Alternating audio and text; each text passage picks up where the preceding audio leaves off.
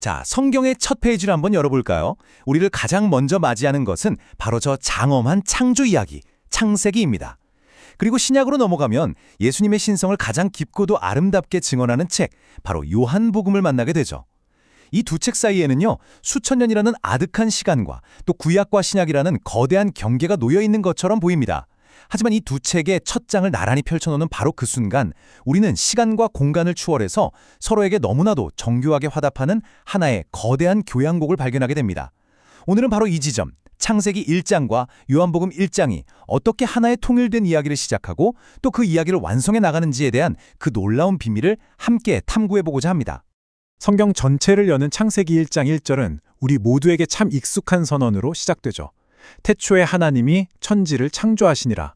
그런데 정말 놀랍게도 요한복음 1장 1절 역시 단 한 글자의 오차도 없이 정확히 같은 단어, 태초에로 그 서막을 엽니다. 태초에 말씀이 계시니라. 이게 과연 우연의 일치일까요? 아니면 저자인 요한이 창세기를 읽어온 모든 독자들을 의식하면서 의도적으로 설치해둔 문학적이면서도 신학적인 장치일까요? 네, 바로 후자입니다. 요한은 이 한 단어를 통해서 우리 모두를 시간의 시작점, 바로 그 창조의 첫 순간으로 초대하면서 이렇게 선포하는 겁니다. 여러분, 지금부터 제가 들려드릴 이 예수 그리스도의 이야기는요, 인류 역사 중간에 갑자기 불쑥 나타난 어떤 새로운 이야기가 아닙니다. 바로 이 모든 것의 시작과 맞닿아 있는 근원의 이야기입니다. 라고 말이죠. 요한이 그의 복음서를 태초에라는 말로 시작한 것은 결코 우연이 아닙니다. 이것은 예수님의 이야기를 완전히 새로운 신화나 전설처럼 들려주기 위해서가 아니었어요. 오히려 그 정반대의 의도를 가지고 있습니다. 그는 마치 우리에게 이렇게 말하는 것과 같아요. 여러분, 우리가 아주 익히 알고 있는 창세기 1장의 그 창조 이야기, 아무것도 없던 혼돈 속에서 질서를 만드신 그 위대한 이야기를 기억하십니까? 지금부터 제가 들려드릴 이 예수님의 이야기는요, 바로 그 이야기의 연속이고 그 이야기의 궁극적인 완성입니다. 다시 말해 예수님의 사역은 인류가 타락한 후에 급하게 만든 구원의 플랜 B가 아니라는 겁니다. 모든 것의 시작점에 이미 계획되어 있었던 창조 플랜 A의 가장 핵심적인 부분임을 선포하는 아주 강력한 초대장인 셈이죠. 이러한 저자의 의도는 원어로 보면 훨씬 더 명확하게 드러납니다. 창세기가 기록된 히브리어 원문에서 태초에라는 말은 베레시트입니다. 이 단어는 너무나 중요해서 유대인들은 창세기 책 자체를 그냥 베레시트라고 불렀습니다. 책의 제목이 된 거죠. 그리고 요한복음이 기록된 헬라어 원문에서 태초에는 엔 아르케라고 합니다. 이 두 단어는 각각 히브리어와 헬라어, 언어는 다르지만 모든 것의 시작점에서 근원적으로라는 정확히 같은 의미를 가집니다. 요한은 당시에 헬라 문화권 독자들이 가장 잘 이해할 수 있는 단어를 사용하면서도 그 의미의 뿌리를 히브리 성경의 바로 그 첫 단어에 깊숙이 내리고 있는 겁니다. 이를 통해 예수님을 단지 위대한 선지자나 교사를 넘어서 천지를 창조하신 바로 그 창조 행위의 중심에 계셨던 분으로 연결하려는 아주 분명한 신학적 의도를 보여주고 있습니다. 자, 그럼 이제 본격적으로 첫 번째 핵심적인 주제적 연결고리로 들어가 보겠습니다. 창세기에서 창조의 근본적인 도구이자 핵심 요소로 등장하는 이 말씀과 빛이 요한복음의 서두에서는 어떻게 재해석되고 그 의미가 깊어지는지를 한번 살펴보겠습니다. 이 두 요소는 단순히 반복되는 것을 넘어서요, 추상적인 개념에서 살아 숨쉬는 인격으로 확장되는 아주 놀라운 변화를 보여줍니다. 창세기 1장을 천천히 읽어보면 창조의 과정에 아름다운 리듬이 있다는 것을 발견하게 되는데요. 바로 하나님이 이르시되 라는 구절의 반복입니다. 빛이 있으라 하시자 빛이 생겨났고 물이 나니라 하시자 하늘과 바다가 구분되었습니다. 이처럼 창세기에서 하나님의 말씀은 단순한 소리나 명령이 아니에요. 그 자체로 무에서 유를 창조하는 엄청난 능력을 가진 실체입니다. 그런데 요한은 바로 이 지점에서 우리를 상상도 못했던 깊이로 이끌고 들어갑니다. 그는 창조를 가능하게 했던 그 말씀이 추상적인 힘이나 에너지가 아니라고 선언해요. 그 말씀은 태초부터 하나님과 함께 계셨고 본질적으로 하나님 자신과 동일한 인격이라고 증언합니다. 그리고 그 말씀이 바로 예수 그리스도시라는 것입니다. 이것은 창조의 배후에서 명령만 하셨던 하나님이 아니라 창조 행위의 가장 중심에 바로 아들 예수님이 계셨다는 어마어마한 선언입니다. 요한복음 1장 3절은 이 사실을 더욱 명확하게 확증합니다. 만물이 그로 말미암아 지은 바 되었으니 지은 것이 하나도 그가 없이는 된 것이 없느니라. 이 구절의 의미를 한번 깊이 생각해 보시죠. 그로 말미암아라는 말은 예수님께서 창조의 능동적인 행위자이자 통로가 되셨다는 의미입니다. 그리고 그가 없이는 된 것이 없다는 말은요, 온 우주에 존재하는 단 하나의 원자조차도 예수님의 창조 사역에서 예외가 아님을 강조하는 가장 강력한 표현입니다. 다시 말해서 창세기 1장에 기록된 저 광대한 우주와 은하계로부터 우리 눈에 보이지 않는 가장 미세한 생명체에 이르기까지 그 모든 것의 기원에는 인격적인 말씀이신 예수 그리스도가 계시다는 겁니다. 아마 여기서 어떤 분들은 이런 질문을 하실 겁니다. 요한이 사용한 말씀, 즉 헬라어로 로고스라는 단어는 원래 그리스 철학에서 나온 개념이 아닌가요? 네, 아주 예리한 지적이십니다. 당시 헬라 문화권에서 로고스는 우주를 관통하는 보편적인 이성, 질서, 원리를 의미하는 매우 중요한 철학 용어였어요. 요한은 의도적으로 당시 사람들에게 아주 익숙했던 바로 그 단어, 로고스를 가져옵니다. 하지만 그는 그 단어의 기존 의미를 그대로 사용하지 않아요.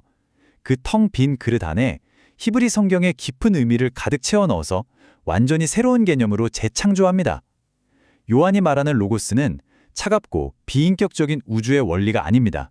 그것은 창세기에서 말씀으로 세상을 지으신 하나님의 창조적인 능력이며 구약 전체를 통해 선지자들에게 임했던 살아있는 계시이고 마침내 우리를 구원하고 사랑하기 위해 찾아오시는 따뜻한 인격, 바로 예수 그리스도이신 것입니다.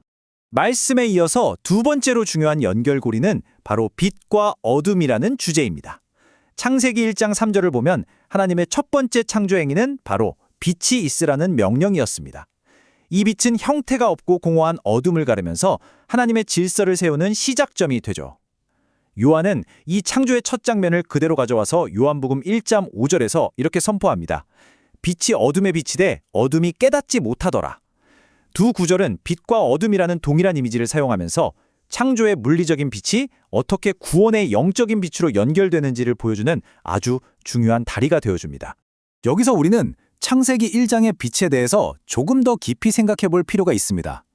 정말 흥미로운 지점은 창세기에서 이 첫 번째 빛이 창조 첫째 날에 나타난다는 사실입니다. 우리가 흔히 빛의 근원이라고 생각하는 해와 달, 그리고 별들은 창조 넷째 날에 만들어지거든요. 그렇다면 도대체 첫째 날에 나타난 이 빛은 무엇이었을까요? 이것은 단순한 물리적인 광선을 넘어섭니다. 많은 신학자들은 이 빛이 혼돈과 공허로 가득한 어둠에 대한 하나님의 신적인 질서, 그분의 선하심, 그리고 생명의 시작을 알리는 상징적인 빛이라고 해석합니다. 즉, 물리적인 창조 이전에 하나님의 영적인 질서와 생명이 먼저 선포되었다는 것이죠. 요한은 창세기의 이 깊은 상징을 그대로 가져와서 놀랍게 확장시킵니다. 창조의 시작점에서 혼돈의 어둠을 몰아냈던 그 근원적인 빛에 이름이 있다고 선포하는 겁니다. 그 빛이 바로 예수 그리스도라는 인격으로 이 땅에 오셨다는 것이죠. 그리고 이제 어둠은 더 이상 우주적인 혼돈만을 의미하지 않습니다. 그것은 우리 내면의 죄와 거짓, 죽음에 대한 두려움과 방향을 잃은 혼란을 상징하게 됩니다.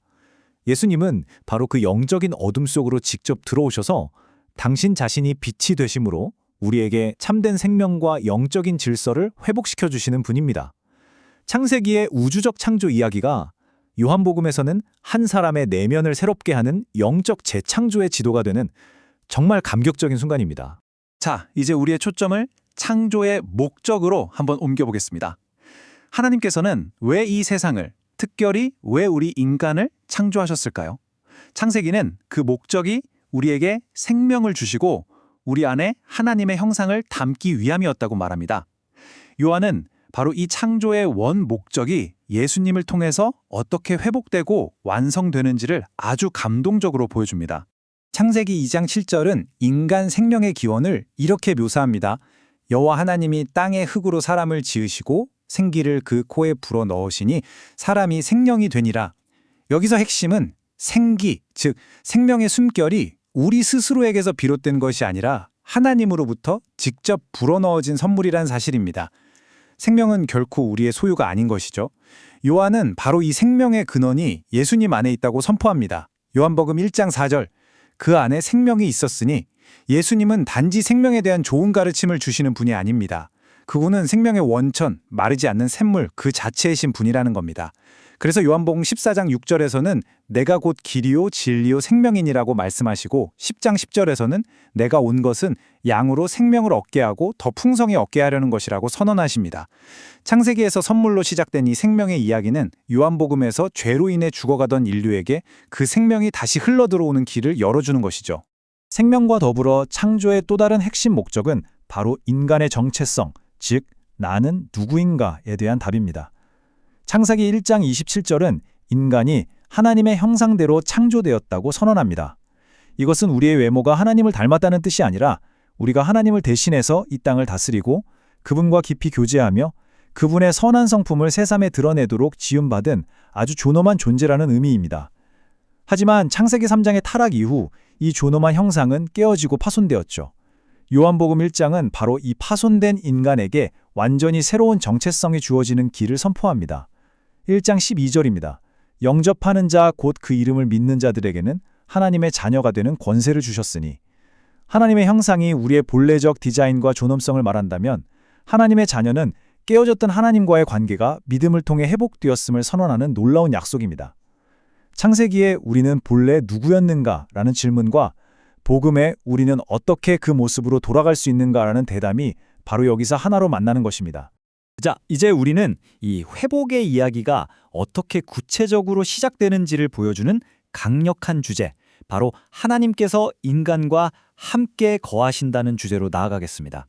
창세기 에덴 동산에서 잃어버렸던 그 하나님의 임재가 요한복음에서 어떻게 회복의 서곡을 울리는지 함께 살펴보겠습니다. 성경 전체를 관통하는 가장 중요한 이야기 중 하나는 바로 하나님의 임재의 역사입니다. 첫째, 에덴 동산은 하나님과 인간이 아무런 거리낌 없이 완벽한 교제 가운데 함께 거니던 장소였죠. 둘째, 그러나 죄로 인해 인간은 에덴에서 추방당하면서 하나님의 임재로부터 멀어지는 고통스러운 단절을 경험합니다. 셋째, 시간이 흘러 출애굽 시대에 하나님께서는 성막, 즉 움직이는 성전을 통해서 이스라엘 백성 가운데 상징적으로 거하시면서 관계 회복의 길을 열어주십니다. 그리고 넷째, 마침내 요한은 이 모든 임재의 역사가 정점에 이르는 순간을 선포합니다. 요한복음 1장 14절, 말씀이 육신이 되어 우리 가운데 거하심에. 여기서 거하심에라는 헬라어 단어는요, 문자적으로 장막을 치셨다, 즉 성막을 세우셨다는 의미를 가집니다. 구약시대에 성막을 통해 상징적으로 임재하셨던 하나님께서 이제는 예수 그리스도라는 살아있는 성전이 되어서 우리 가운데 직접 찾아오셨다는 겁니다. 에덴에서 끊어졌던 함께 거함의 이야기가 예수님을 통해 결정적으로 회복되기 시작한 것입니다. 하나님의 임재가 어떻게 나타나는지에 대한 이 흐름은 요한복음 1장 17절에서 더욱 분명해집니다. 율법은 모세로 말미암아 주어진 것이요 은혜와 진리는 예수 그리스도로 말미암아 온 것이라. 이 구절을 율법은 나쁘고 은혜는 좋다는 식의 단순한 대립으로 이해해서는 안 됩니다. 이것은 대립이 아니라 점진적인 완성의 관계입니다. 모세를 통해 주어진 율법은 하나님의 거룩한 기준을 보여주는 아주 귀한 선물이었습니다. 하지만 율법은 우리에게 가야 할 길을 알려주는 지도와 같았지만 그 길을 걸어갈 힘을 주지는 못했죠. 반면에 예수 그리스도를 통해 온 은혜와 진리는 율법이 가리키던 모든 요구를 완성하시고 우리 손을 잡고 목적지까지 함께 가주시는 안내자 그 자체가 되어주신 것입니다. 하나님의 자기 계시의 절정인 셈이죠. 그리고 18절은 이 모든 선언의 정점을 찍습니다. 본래 하나님을 본 사람이 없으되 아버지 품속에 있는 독생하신 하나님이 나타내셨느니라.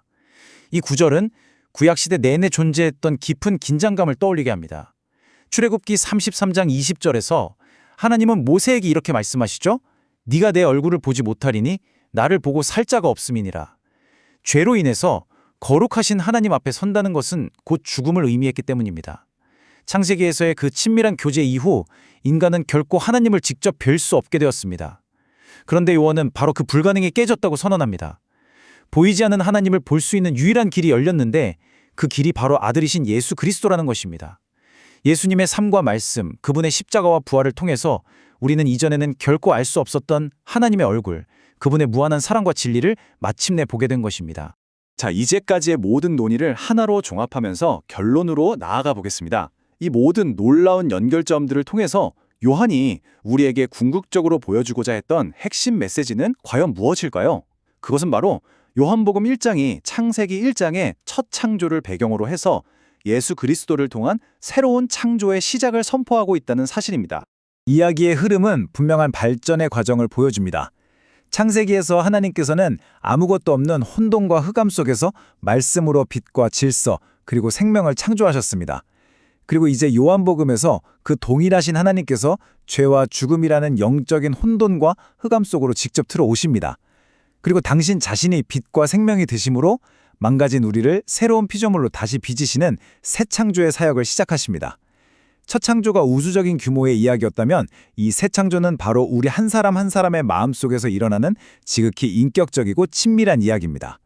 사도 바울 역시 이 놀라운 연결을 정확하게 꿰뚫어 보고 있었습니다. 고린도후서 4장 6절에서 그는 이렇게 선포하죠. 어두운 데에 빛이 비치라 말씀하셨던 그 하나님께서 예수 그리스도의 얼굴에 있는 하나님의 영광을 아는 빛을 우리 마음에 비추셨느니라. 한번 생각해 보십시오. 창세기 1장에서 태초의 혼돈을 향해 빛이 비치라고 말씀하셨던 바로 그 창조주 하나님께서 이제는 예수님의 얼굴에 담긴 영광의 빛을 통해 우리 각자의 어두운 마음을 향해 동일한 창조의 빛을 비추신다는 것입니다. 창조의 빛이 구원의 빛이 되어서 오늘 우리에게까지 이어지는 정말 장엄한 파노라마를 보여주는 구절입니다. 따라서 우리가 기억해야 할 핵심은 이것입니다. 성경이 우리에게 알려주는 하나님은 저 멀리 시간의 시작점에서 세상을 만드시고 이제는 관망만 하시는 분이 아니라는 사실입니다. 창세기의 하나님은 동시에 요한복음의 하나님이시며 그분은 죄와 상처로 깨어지고 무너진 것들을 결코 포기하지 않으시고 당신의 아들 예수 그리스도를 통해 기꺼이 다시 빚으시고 새롭게 창조하시는 회복의 하나님이십니다. 그분의 창조 사역은 과거에 끝난 것이 아니라 오늘 바로 이 순간에도 우리 안에서 계속되고 있습니다. 오늘 우리는 창세기 1장과 요한복음 1장을 함께 읽으면서 몇 가지 중요한 진리를 발견했습니다. 첫째, 성경은 단편적인 이야기들의 모음집이 아니라 창조에서 새 창조로 이어지는 하나의 거대하고 통일된 이야기라는 것입니다. 둘째, 우리를 향한 하나님의 구원과 사랑의 계획은 어느 날 갑자기 시작된 것이 아니라 세상이 창조되던 바로 그 태초부터 시작된 장대한 이야기라는 사실입니다. 그리고 마지막으로 온 우주를 말씀으로 만드신 그 위대한 창조의 하나님이 바로 나의 죄를 용서하시고 나를 새롭게 하시는 지극히 인격적인 구원의 하나님과 동일한 분이라는 놀라운 진리입니다. 오늘의 이야기를 마치면서 마지막으로 질문 하나를 남기고 싶습니다. 요한복음 1장 5절은 이렇게 말합니다. 빛이 어둠에 비치되 어둠이 이기지 못하더라. 아마 이전에는 이 구절이 그저 선과 악의 싸움에 대한 하나의 교리처럼 들렸을지도 모릅니다. 하지만 오늘 그 빛의 뿌리가 세상을 창조하던 바로 그 첫 순간에 창조의 빛과 연결되어 있음을 알게 된 지금 이 말씀이 여러분에게는 어떻게 새롭게 들려오십니까? 당신의 삶의 어둠 속으로 찾아오시는 이 빛이 온 우주를 창조한 바로 그 능력의 빛이라는 사실이 당신에게 어떤 의미와 소망을 주는지 조용히 묵상해보는 시간이 되시기를 바랍니다.